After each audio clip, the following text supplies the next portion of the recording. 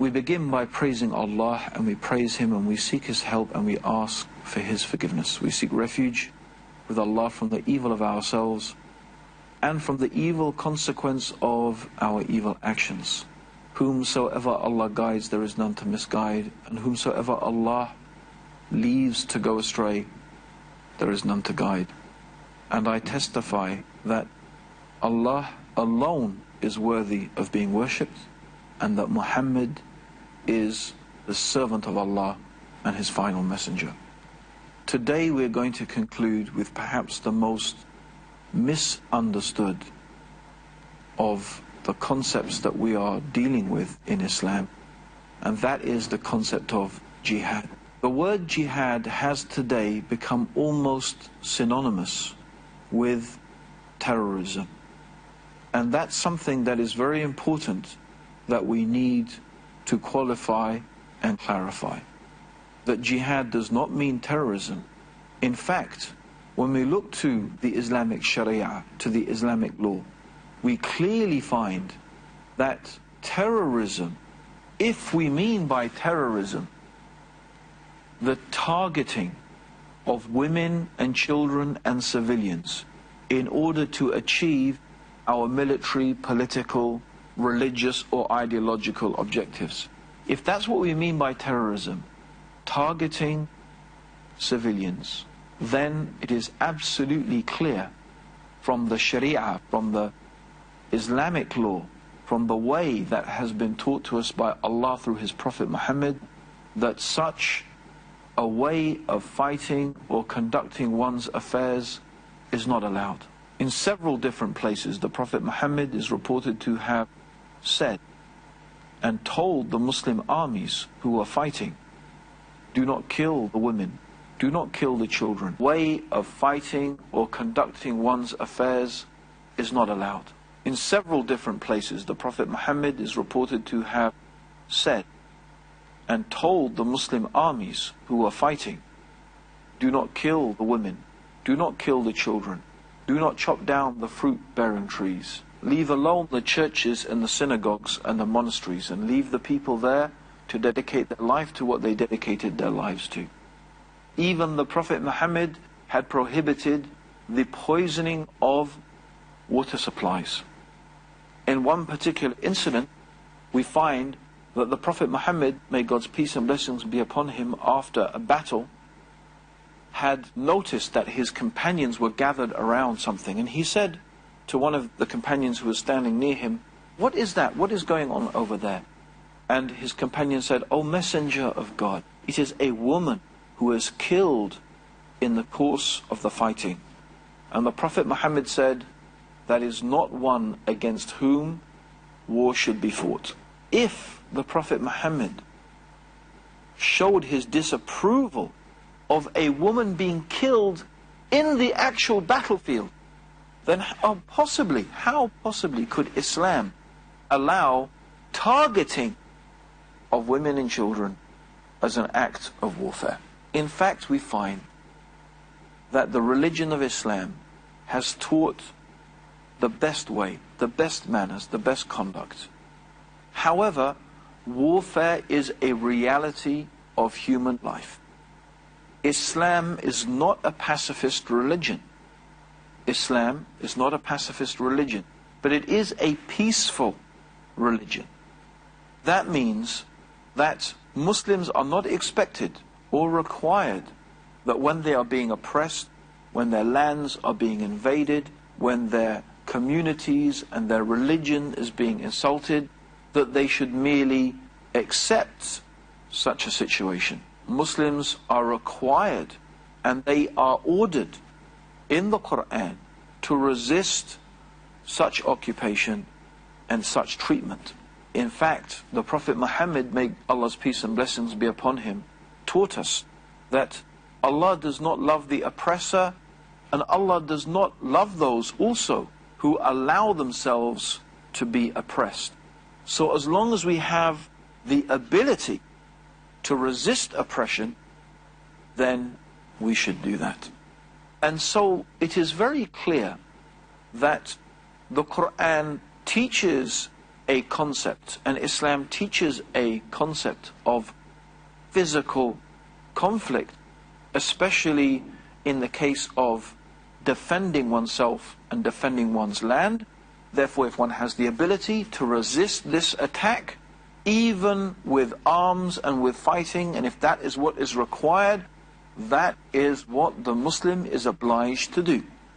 And there are many passages in the Quran that teach us that when this situation occurs, when our enemy attack us, then we are required to defend ourselves. And we are required to resist that oppression and resist that attack, and do so in the most efficient manner. However, the Quran also tells us that Allah does not love the aggressors. Allah does not love those people who initiate aggression. And also that in nearly every single place in the Quran where Allah mentions fighting, as the Arabic word is qital.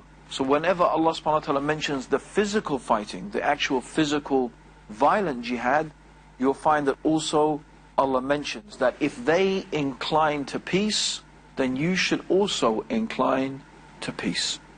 So that Islam does not seek to have a prolonged situation of aggression and conflict.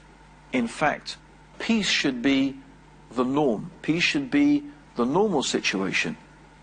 Fighting, physical fighting, is a last resort. It's something that we have to resort to when there is no other means or no other way.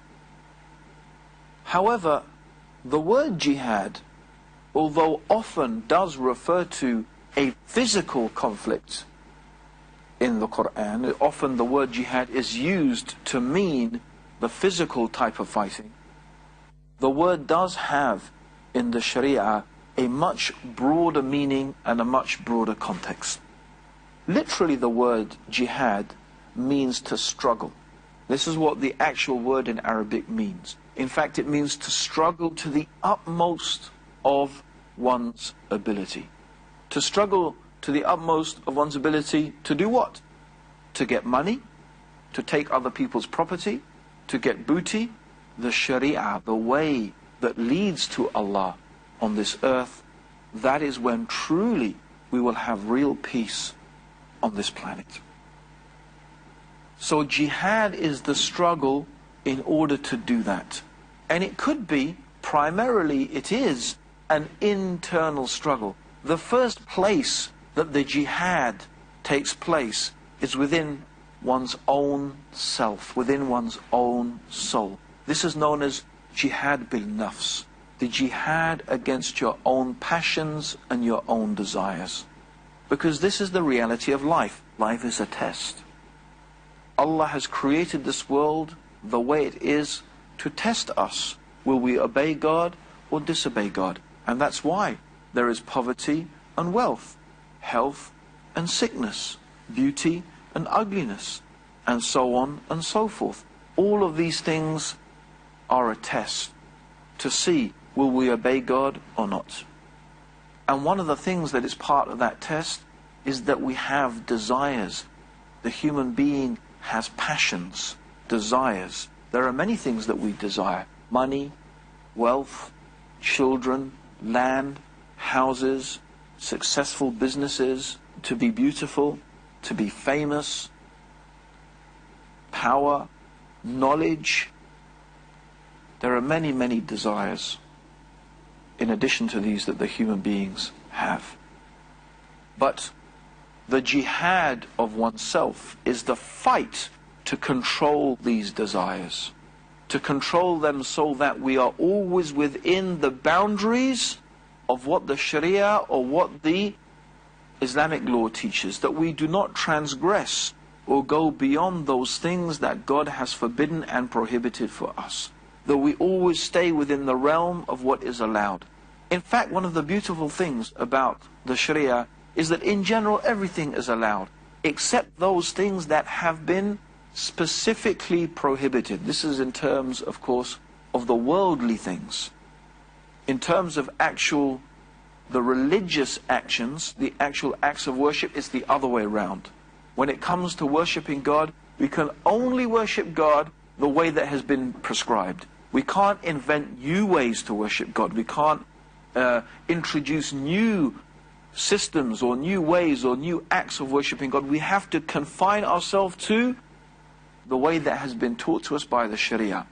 But in terms of other things, in terms of what we can eat, what we can drink, the things that we can do, it is all lawful and it's all allowed except the things that God has prohibited. So this is the struggle, the internal struggle, that I should make my soul and my mind and my heart in a state of obedience and submission to God, so that in my mind and in my heart is the love of Allah. And the love of Allah, the love of God, is more than anything else. And that I put my faith in Allah, and my trust in Allah, and my hope in Allah. This is the internal struggle that takes place. And one aspect of this internal struggle is the struggle against the archetypal enemy, the great and sworn enemy of human beings, Iblis or Satan. Satan is one of the jinn, and he lived with the angels. When Allah or God first created the first human being, Adam, Allah said to all the angels, I'm going to create a successor on the earth. In other words, that God was announcing to the angels that he was going to create a creature on the earth that would succeed one generation after the other. And the angels said, oh Allah, are you going to create a creature that is going to cause mischief and shed blood? But Allah said to the angels, I know what you don't know. Anyway, Allah created Adam, and Allah told the angels to bow down to Adam, and they all bowed down except Iblis, who was one of the jinn. Iblis refused, and Allah said, oh Iblis, what is wrong with you that you are not bowing with those who are bowing? And Iblis, or the devil, or Shaitan said, I am better than him. You made me from smokeless fire, you made him from clay. Then Allah subhanahu wa ta'ala, the Creator, was going to expel Iblis. But Iblis said, oh God, give me respite. Give me until the last day, and I will misguide this humanity, this human beings. I will take them away from your straight path, and I will bring them all with me to hellfire, except some chosen few. So therefore our sworn enemy is Iblis. So the other jihad is the jihad against the devil, or the jihad against Iblis. It's a battle that goes on 24 hours a day, 365 days a year, from one descendant to another descendant. It's an ongoing battle. And so this is another jihad, the jihad against Shaitan. And the devil attacks us with what? He puts into our head doubts. Doubts about Allah, doubts about his religion. And he stirs up within us our desires and our passions, and through that tries to mislead us away from obedience to Allah. So the other jihad is to fight this impulse, to fight this misguidance. This is the other type of jihad. Then we have the jihad of the tongue, or the jihad of the pen. This is when a person speaks out against injustice, wrongdoing, tyranny. With their mouth they try to forbid what is evil and enjoin what is good, to call people to the true message of Islam, of submission to God, of the Quran, of the guidance that was given to Prophet Muhammad. This is what we call the jihad of the tongue, or the jihad of the pen. And this is another aspect of jihad. Then ultimately and finally we have that final type of jihad that we have mentioned, and that is the jihad with the sword, or the physical jihad that involves fighting. And again, this is specifically and only in order to defend the religion of Islam, the lands of Islam. Someone once came and asked the Prophet Muhammad, O Messenger of God, one of us fights in order that he may be known as a brave fighter. Another one fights in order to capture booty. Another one fights for his tribe, or fights like for his, or for example, fights for his country, an equivalent may be. Which one of us, he said, is fighting jihad? The Prophet Muhammad, may God's peace and blessings be upon him, said, the one who fights to make the word of Allah, obedience to Allah, the highest, this one is fighting jihad. And so this jihad, this struggle to manifest and to make clear and to make uppermost obedience to God, to make predominant that way of true peace and true happiness, this is an intrinsic, vital and essential part of the religion of Islam. In fact, the Prophet Muhammad, may Allah's peace and blessings be upon him, he described it as the peak of the matter, the very peak of this matter of Islam. And it is this jihad, this struggle, this fight to make obedience and submission to God the uppermost, that is so essential and important to the success, to the actual success of the Muslim individual and the Muslim nation collectively. Indeed, the Prophet Muhammad said that when we abandon this struggle, when we leave it and we become happy with our daily lives, going to work, farming the fields, doing our business, when we leave the struggle to make Allah's word the highest, and when we just become content with our daily lives, then we will find that Allah will allow our humiliation. In other words, we will find ourselves in a bad condition. We will find ourselves humiliated. And in fact, the Prophet Muhammad said, may God's peace and blessings be upon him, that Allah will not lift this humiliation from us until we come back to our deen. And the word deen in Islam means, it's often translated as religion, means our way of life, our manner. And so that means at the very heart of the Muslim way of life, at the very heart of our manner and our character, must be this struggle, this fight to make obedience to God dominant within ourselves and amongst the people around us. However, it is very important to point out that Islam does not allow us to compel anyone to be Muslim. It is very clearly stated in the Quran, La ikrah fid din. There is no compulsion in religion. Truth stands out clear from error. Islam itself means a willing submission to God. And it is true that some people need to be encouraged in a certain way, but actually compelling or forcing people to become Muslim, this is antithetical to what Islam teaches. In fact, it is a great myth that Islam was spread by the sword. It is true that in the early days of Islam, when the Muslims were subjugated to attacks and constant attacks by the Roman Empire at the time and by the Persian Empire at the time, the Muslims had to fight in order to defend themselves. And since those empires stretched for great areas, then ultimately the Muslim armies occupied many of those lands that were formerly the lands of the Persian and the Roman Empire. But it is noteworthy that no Muslim armies went to Malaysia, no Muslim armies went to Indonesia, the single most populous Muslim country in the world. In fact, Africa, the continent that has the most Muslims in it, especially Central Africa, no or very few Muslim armies entered into that area. So many of the lands where we find Islam today, it was not spread there by the sword.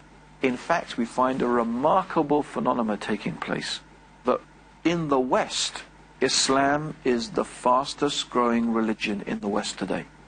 And Islam is growing at astronomical rates in the West and in the world in general. And there are no Muslim armies. There is no one in the West forcing people to become Muslim at the point of a sword. Yet Islam is still growing. This shows that the impetus, this shows that the reason why people accept Islam is not to do with forceful conversion. It is to do with the intrinsic nature of the Islamic truth. It is to do with the sublime and beautiful message of the Quran and the teachings of the Prophet Muhammad.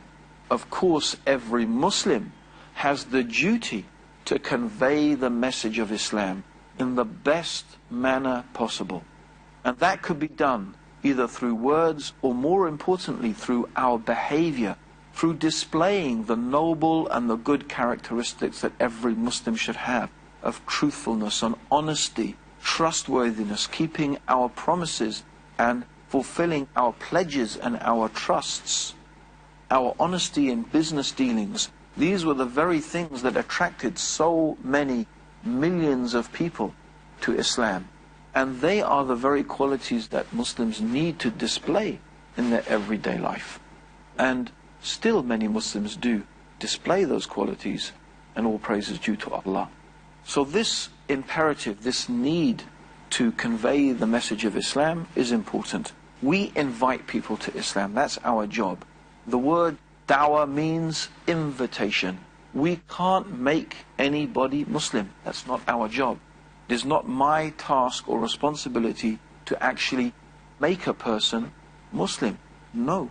My job is to invite them, to explain to them, to propound to them those teachings of Islam, what they are really about. But it is Allah alone who guides people. It is Allah who guides those people who are truly worthy and deserving of this noble and beautiful religion of Islam. Allahumma salli ala Muhammadin wa ala alihi wa sahbihi wa sallam.